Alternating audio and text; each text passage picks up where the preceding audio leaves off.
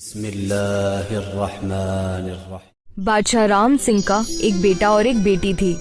बेटी बचपन से ही कुबड़ी थी, इसलिए बादशाह उसे अपने बेटे से कम प्यार करते थे। मुझे तो लगता है कि इसकी कुबड़ कभी खत्म नहीं होगी। हाँ शहंशाह, मैंने कई वैद्यों को दिखाया, पर सभी का कहना है कि इसका कोई इलाज नहीं है। तो मुझे ऐसी बेटी नहीं चाहिए जो अपाहिज हो। पर शहंशाह, है तो बेटी ही ना, अब उसका क्या करेंगे? मुझे अपनी सल्तनत संभालने के लिए एक शहजादे की जरूरत है। हम इसे किसी को दे देंगे। पर इस कुबड़ी लड़की का कोई क्या करेगा? ये तो किसी काम की नहीं है। सही कहा, इसे कोई नहीं रखेगा। हम इसे जंगल में कहीं छोड़ देते हैं। बादशाह ने अपनी बेटी को बुलाया। बेटी, क्या तुम हमारे साथ जंगल में शिकार पर चलोगी? हाँ अब्बू, मैं आऊंगी।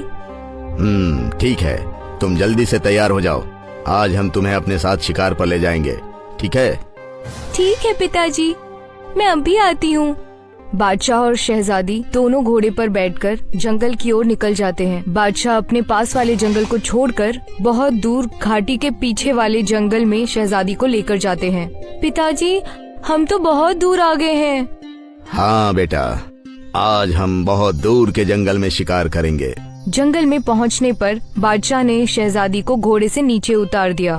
मैं थोड़ा आगे जाकर देखता हूँ, कहीं कोई शिकार दिखाई दिया तो मैं तुम्हें बुलाता हूँ। तब तक तुम यहीं बैठी रहना, ठीक है? ठीक है अब्बू, जल्दी आइएगा।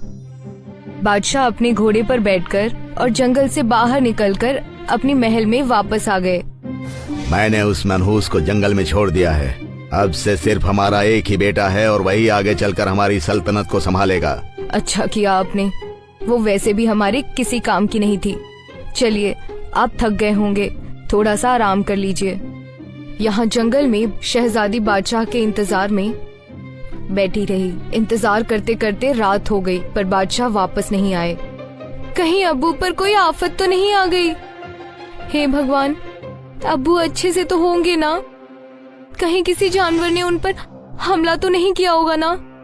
मैं खुद ही चलकर देखती हूँ। शहजादी जंगल में इधर उधर भटकने लगी। अब्बू, कहाँ हो आप? शहजादी ने बहुत आवाज लगाई, पर उसे कहीं भी बादशाह नजर नहीं आए। वो बहुत निराश हो गई। हे भगवान, अब्बू जहाँ भी हो उन्हें महफूज रखना। शहजादी दिन भर से भूखी थी और भटक भटक कर थक गई थी और उसे बहुत जोर से नींद भी आ रही थी, इसलिए वो एक दरख्त के नीचे जाकर सो गई। अगले दिन सवेरा हुआ तो शहजादी को फिर से भूख लगने लगी। हे भगवान, कहीं कोई फल मिल जाए, बहुत भूख लगी है। शहजादी जंगल में अंदर की तरफ चली गई, जहाँ उसे फल के दरख्त दिखाई दिए। शहजादी ने उनसे फल तोड़े और अपनी भूख मिटाई। दिन भर शहजादी जंगल में बादशाह को ढूंढती रही, पर उसे बादशाह नहीं मिले। लगता है अब वो वापस नहीं आएंगे, मुझे इसी जंगल में रहना पड़ेगा। शहजादी ने जंगल में ही रहना शुरू कर दिया।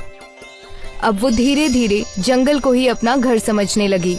उसने यहाँ पर अपने लिए एक छोटी सी झोपड़ी बना ली और उसमें कुछ खाने पीने की चीजें रखी। एक दिन शहजादी को यहाँ पर एक हिरण दिखाई दिया, जिसको किसी ने कई तीर मारे थे। शहजादी ने उस हिरण को उठाया और अपने झोपड़े में लेकर गई। जैसे ही शहजादी ने उस हिरण को दवाई लगाई, वो एक आदमी में बदल गया। तुम कौन हो बेटी, और यहाँ इस जंगल में क्या कर रही हो? मैं शहजादी हेमलता हूँ। मैं बादशाह राम सिंह की बेटी हूँ और इसी जंगल में रहती हूँ। मैं एक जादूगर हूँ और एक साधु ने मुझे बद्दुआ देकर हिरन बना दिया था। आज तुमने मेरी जान बचाई है। मैं तुम्हारा बहुत एहसानमंद हूँ। तुम्हें जब कभी भी मेरी जरूरत पड़े तो मुझे बताना। हाँ, मैं हमेशा तुम्हारी मदद करूँगा। आज से तुम मेरी बेटी जैसी हो, ठीक है? ठीक है बाबा, आप चाहो तो मेरे घर में रह सकते हो। अब वो जादूगर शहजादी हेमलता के साथ रहने लगा।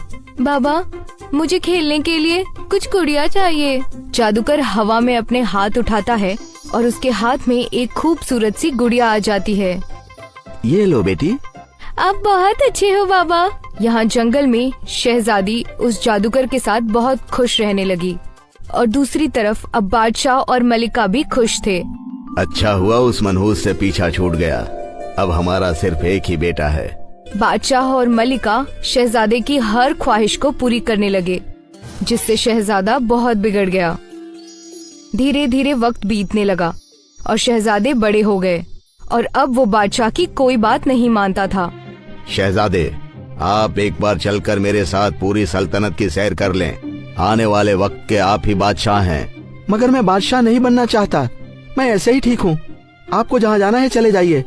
शहजादा बादशाह से सीधे मुंह बात तक नहीं करता था और ना ही उनकी इज्जत करता था। एक बार सल्तनत पर दुश्मनों का हमला हुआ, पर बादशाह के पास सिपाहियों की कमी थी। शहजादे, आप भी हमारे साथ लड़ाई में चलिए। मैं किसी से लड़ने नहीं जाऊंगा, मुझे अपनी जान प्यारी है। हमारे पास बहुत कम सिपाही हैं और दुश्मन के पास बहुत बड़ी पलटन है। अगर तुम नहीं चलोगे तो हम उनसे कैसे जीतेंगे? अरे जिसको जाकर मरना है वो जाकर मरे, मुझे कहीं नहीं जाना। बादशाह अकेले ही कुछ सिपाहियों को लेकर अपनी सल्तनत को बचाने के लिए चल दिए। जब शहजादी हेमलता को पता चला कि उसके राज्य पर दुश्मनों ने हमला कर दिया है, तो उसने जादूगर से मदद मांगी। बाबा, आप तो जादूगर है ना, क्या आप हमारे राज्य को दुश्मनों से बचा सकते हैं? हाँ बेटा, मैं जरूर बचाऊंगा, चलो। जादूगर और शहजादी दोनों बादशाह के पास आए। जादूगर ने अपने जादू से दुश्मनों के सिपाहियों को मार डाला। आप कौन हैं और हमारी मदद क्यों कर रहे हैं? बादशाह, मैं एक जादूगर हूँ और आपकी बेटी ने मेरी जान बचाई है, इसीलिए आपकी बेटी के कहने पर मैंने आपकी मदद की। आपका बहुत बहुत शुक्रिया। मुझे माफ कर दो बेटी, मैंने तुम्हारे साथ बहुत जुल्म किया। तुम्हारी इस कुबड़ की वजह से मैंने तुम्हें जंगल में छोड़ दिया था। मुझे माफ कर दो। कोई बात नहीं अब्बू, मैं आपसे खफा नहीं हूँ, आप तो मेरे अब्बू हैं ना। जादूगर भाई, क्या तुम अपने जादू से मेरी बेटी को ठीक कर सकते हो? हाँ बादशाह, अभी कर देता हूँ। जादूगर ने अपने जादू से शहजादी को ठीक कर दिया।